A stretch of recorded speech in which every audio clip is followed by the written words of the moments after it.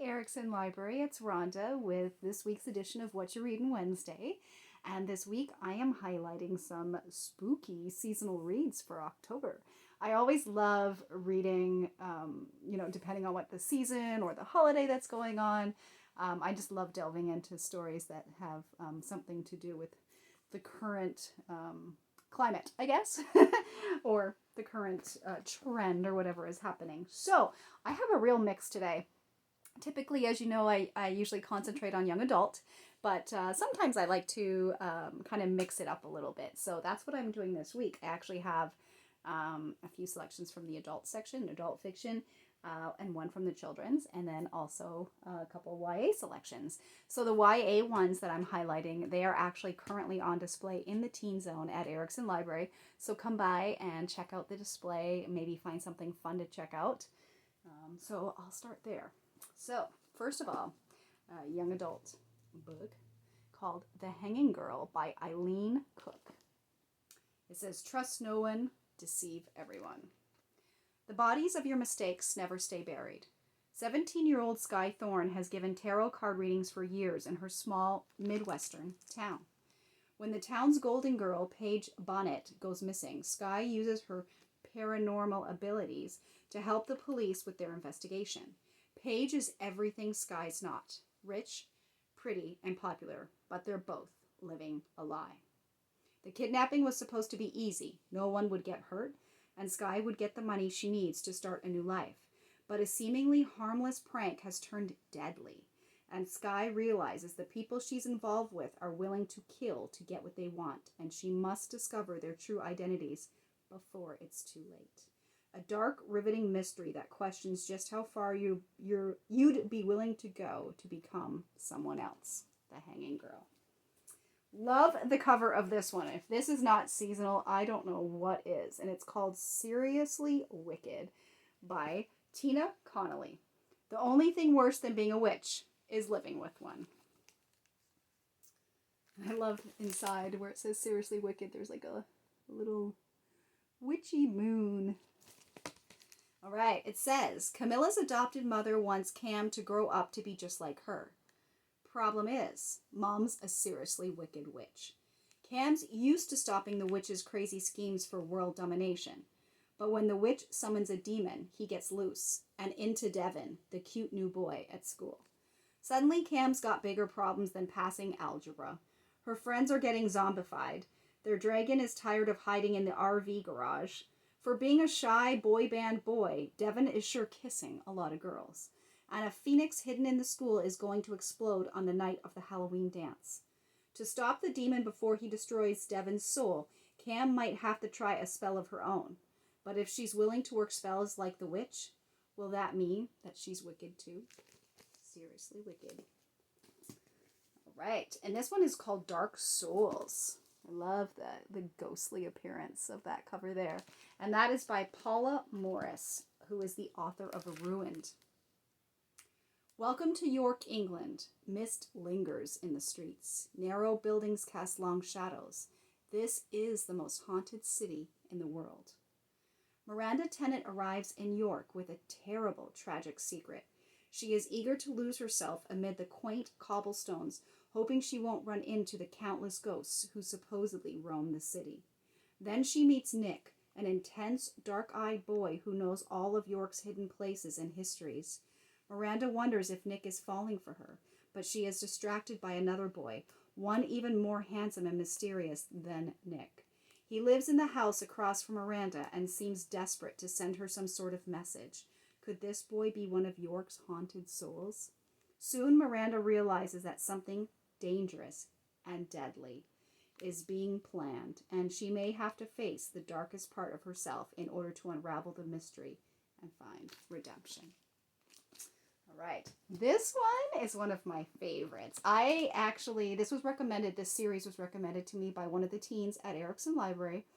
I read it, and I kept reading it, and I couldn't read the series fast enough, and I loved it so much I went out and bought all my own copies because I had to have these on my bookshelf to reread and reread. So, this is the first one in the series. It's called Stalking, Jack the Ripper by Carrie Maniscalco, and she just recently came out with a new book as well. He's the infamous killer no man has ever been able to find. Now it's a girl's turn. Groomed to be the perfect high-born Victorian young lady, Audrey Rose Wadsworth has a decidedly different plan for herself. After the loss of her beloved mother, she is determined to understand the nature of death and its workings. Trading in her embroidery needle for an autopsy scalpel, Audrey secretly apprentices in forensics. She soon gets drawn into the investigation of serial killer Jack the Ripper, but to her horror, the search for clues brings her far closer to her sheltered world than she ever thought possible. Inspired by the infamously unsolved case, this dazzling debut by Carrie Maniscalco weaves an atmospheric tale of beauty and darkness in which a remarkably modern Victorian girl discovers that some buried secrets simply won't stay dead. Stalking Jack the Ripper. There you go. Highly recommend. Okay, so the one from the children's department I have, I put this book out on display because it was part of our banned books week display, because it is a banned book, or has been over the years.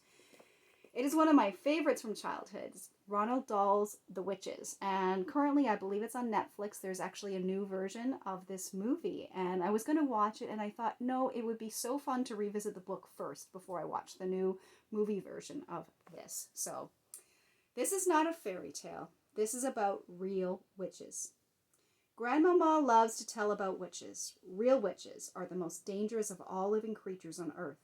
There's nothing they hate so much as children, and they work all kinds of terrifying spells to get rid of them.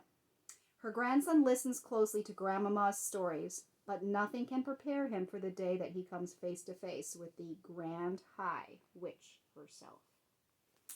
Ronald Dahl's The Witches. And then, from the adult department, I actually knew of this author because one of her books was a Reese Witherspoon book club pick back in 2017.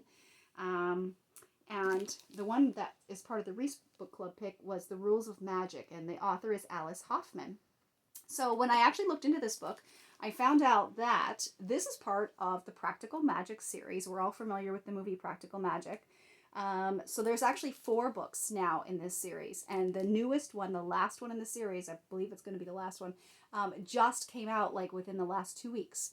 So I thought I should go back to the beginning of the series. Now, I think originally Practical Magic was written, and then this one was written called The Rules of Magic, which is a prequel, but then last year this came out called Magic Lessons by Alice Hoffman.